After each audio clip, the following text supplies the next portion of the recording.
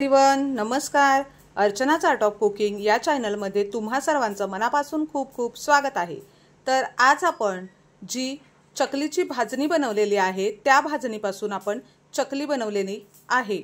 तर मी हे 2 वाटी चकलीच्या भाजणीचं प्रमाण घेऊन चकली बनवलेली आहे।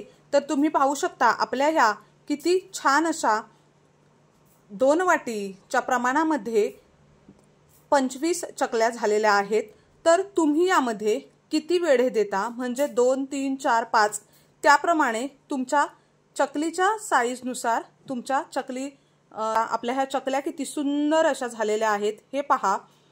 अगदी तेलकट सुद्धा झालेल्या नाहीत हे पहा आणि अगदी छान अशा कुरकुरीत खमंग झालेल्या आहेत। तर तुम्हाला ही रेसिपी आवडल्यास नक्की लाईक आणि शेअर करा। चॅनलवर नवीन असाल तर सबस्क्राइब करा, बेल आयकॉन हिट करायला विसरू नका म्हणजेच येणाऱ्या नवीन व्हिडिओचं नोटिफिकेशन तुम्हाला मिळत राहील। पण चकलीची भाजणी बनवणार आहोत। अगदी ही भाजणी आपली खुसखुशीत आणि खमंग कुरकुरीत अशी होते। चला तर मग याचा आपण प्रमाण पाहूया। आता फराळामध्ये म्हटलं तर सर्व फराळामध्ये चकली ही अगदी साधी आणि सोपी अशी आहे। फक्त एवढंच आहे की त्याचं तुम्हाला प्रमाण अगदी अचूक आणि योग्य पाहिजे। तर आज आपण या व्हिडिओमध्ये ह्याच अचूक प्रमाणामध्ये चकलीची भाजणी कशी बनवायची, कोणत्या प्रमाणात कोणतं साहित्य घ्यायचं आहे तर हे आपण पाहणार आहोत। तर इथे मी हे तांदूळ घेतलेले आहेत। तर हे मी 4 वाटी तांदूळ घेतलेले आहेत। इथे हा तांदूळ तुम्ही फक्त नवीन न घेता जुना तांदूळ घ्यायचा आहे तुम्हाला। हा पहा, तर तुम्ही इथे रेशनचा तांदूळ सुद्धा घेऊ शकता। हा पहा, मी हा रेशनचा तांदूळ घेतलेला आहे। तर चकलीच्या भाजणीसाठी खरंच म्हणते अगदी प्रमाणबद्ध अशी ही आहे का, तर तुम्ही एकपटीने म्हणजे इथे तुम्ही 4 वाटी तांदूळ घेतलेले आहेत तर तुम्हाला 2 वाटी चणा डाळ घ्यायची आहे। म्हणजे हे प्रमाण अशा प्रकारे घ्या तुम्ही, तुमच्या लगेच लक्षात येईल। 4 वाटी तांदूळ, 2 वाटी चणा डाळ, 1 वाटी मूग डाळ। आता 1 वाटी मूग डाळच्या अर्धी वाटी तुम्ही उडद डाळ घ्या। 1 चमचा साबुदाणा। साबुदाणा तुमच्या चकलीच्या पिठाला बाइंडिंग छान येतं आणि त्यामध्ये छान कुरकुरीत आणि खमंग व्हावी म्हणून इथे मी हे पाऊण वाटी जाड पोहे घेतलेले आहेत। हे पहा, 3 चमचे म्हणजे हा जर मोठा चमचा घेतला तर 1 मोठा चमचा मी धणे घेतलेले आहेत आणि 1 चमचा म्हणजे हा 1 टेबल स्पून जिरं घेतलेलं आहे। तर सर्व साहित्य अशा प्रकारे आहे, हे तुम्हाला मी परत सांगते। 4 वाटी तांदूळ, 2 वाटी चणा डाळ, 1 वाटी मूग डाळ, अर्धी वाटी उडद डाळ, 1 मोठा चमचा साबुदाणे, पाऊण वाटी पोहे, 1 मोठा चमचा धणे आणि 1 चमचा जिरे। आता तुम्ही इथे हे एक एक करून सर्व साहित्य धुवून घेणार आहोत। 2 ते 3 पाण्यात छान धुवून घेऊया। तर हे पहा, मी हे तांदूळ धुवून घेतलेले आहेत आणि ह्या चाळणीमध्ये तर आपण डाळी सुद्धा या अशाच प्रकारे धुवून घेणार आहेत। आता हे तांदूळ थोडे पाणी याचं पूर्ण निघून गेलं की मी हे कॉटनच्या कपड्यावर टाकून सुकून घेणार आहे। तर आपण चणा डाळ सुद्धा अशा प्रकारे छान धुवून ह्या चाळणीमध्ये काढून घेतलेली आहे आणि आता ही धुवून घेऊया। तर या पहा, आपल्या ह्या डाळी अर्ध्या तासामध्ये मी फॅन खाली सुकवलेल्या आहेत। तर हे सुकवून झालेलं आहे। आता आपण हे भाजून घेऊया। मी हे सर्व सुकवून अगदी छान असं भाजून घेतलेलं आहे। आता हे आपण सर्व मिक्स करून मिक्सरमध्ये तुम्ही बारीक करू शकता किंवा चक्कीमध्ये बारीक करून आणू शकता। चला तर मग आपण सुद्धा हे दळून घेऊया। तर ही पहा, आपली ही भाजणी पूर्ण तयार झालेली आहे, तुम्ही पाहू शकता। आता आपण हे सर्व साहित्य मिक्स करून दळून घेऊया। तर आपण जी चकलीच्या भाजणीचं साहित्य बनवलेलं होतं तर ते आपण दळून आणलेलं आहे। हे पहा, आपण खमंग अशी खुसखुशीत काटेरी चकली बनवणार आहोत। चला तर मग यासाठी काय काय साहित्य लागणार आहे आणि हे पीठ कसं मळून घ्यायचं आहे, कशी चकली बनवायची आहे तर ते पाहूया। यासाठी मी तुम्हाला ज्या काही ट्रिक आणि टिप्स देणार आहेत त्यासाठी तुम्ही व्हिडिओ शेवटपर्यंत नक्की पहा। चला तर आपण रेसिपीला सुरुवात करूया।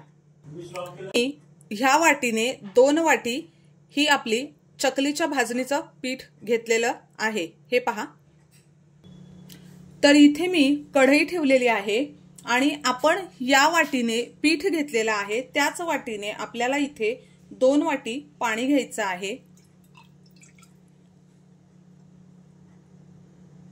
हे पहा, मी हे 2 वाटी पाणी घेतलेलं आहे।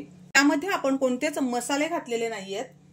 आपण ते आता आपण ही जेव्हा भाजणी घेतो त्यामध्ये सुद्धा घालू शकता किंवा आपण ही जी आता उकड करतो त्या उकड मध्ये सुद्धा घालू शकता। तर इथे मी हे 2 चमचे तीळ घेते। हे पहा, 1 चमचा मी ओवा घेतलेला आहे। चवीनुसार मीठ घेऊया। 1 चमचा लाल तिखट, तुम्हाला तिखट किती हवं त्या प्रमाणात तुम्ही घेऊ शकता। अगदी चिमूटभर मी हळद घालतेय। थोडासा आपण यामध्ये हिंग घालून घेऊया। ह्या आपल्या पाण्याला उकळी आलेली आहे। आता यामध्येच आपण 2 चमचे तेल घालणार आहेत। हे पहा, म्हणजे आपण पिठामध्ये जे मोहन घालतो ते मोहन त्यामध्ये न घालता आपण या पाण्यामध्येच पूर्ण सर्व घातलेलं आहे।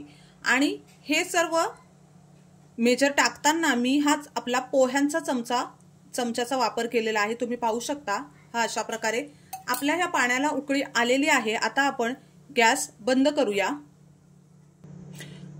आता इथे एक गोष्ट लक्षात ठेवायची आहे, ती म्हणजे अशी की आपण 2 वाटी पिठासाठी 2 वाटीच पाणी घेतलेलं आहे।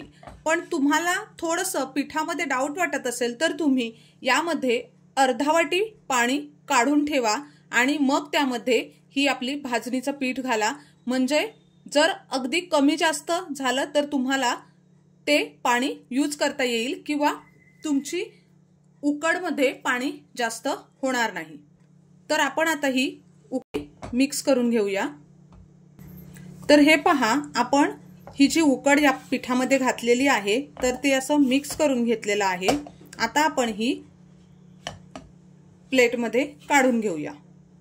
आता आपण हे मळून घेऊया।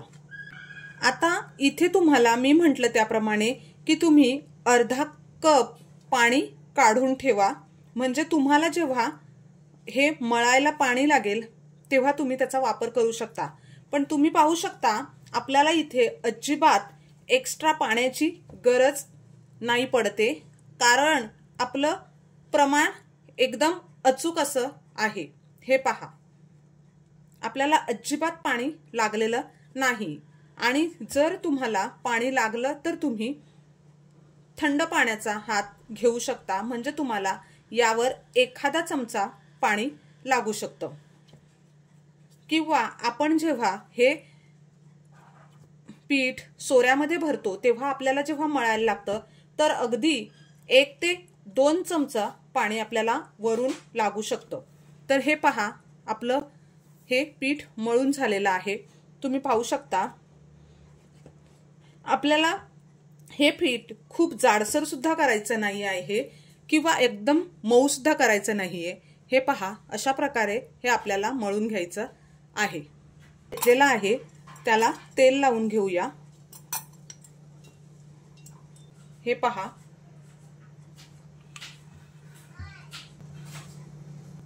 तर हे पहा आपल्या चकली पाडून झालेली आहे। आता आपण तळून घेऊया। तर फुल गॅसवर आपल्याला तेल गरम करून घ्यायचं आहे आणि नंतर मीडियम गॅसवर ठेवायचं आहे। तर हे पहा, मी इथे ही चकली टाकून घेतेय। आपल्याला खूप जास्त चकलीची गर्दी केली की चकलीचा शेप बदलतो। हे पहा, आणि लगेच आपल्याला चकलीला चमचासुद्धा लावायचा नाही आहे, कारण आपण लगेच जर पलटी करायला गेलो तर चकली तुटू शकते. आता या चकलीवरचे थोडे बुडबुडे कमी झालेले आहेत, तर आता आपण हे पलटी करून घेऊया. आपली पलटून सुद्धा झालेली आहे. आता आपण ही चकली काढून घेऊया.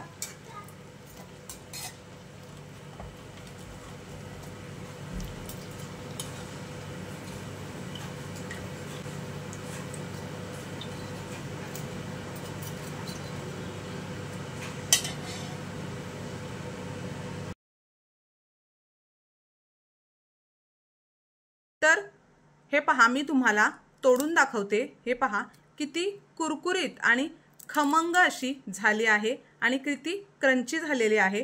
तुम्ही पाहू शकता चकली अगदी पोकळ सुद्धा झालेली आहे. तर तुम्हाला ही रेसिपी कशी वाटली हे कमेंटमध्ये नक्की सांगा. तुम्हाला काही चकली संदर्भात किंवा दिवाळी फराळाबद्दल काहीही प्रश्न असतील तर कमेंटमध्ये नक्की विचारा. मी ते कमेंटला रिप्लाय देण्याचा नक्की प्रयत्न करेल. चला तर मग अशाच नवनवीन हटके आणि युनिक रेसिपींसाठी पुन्हा भेटूया. तोपर्यंत मस्त हेल्दी खा आणि स्वस्त रहा. धन्यवाद.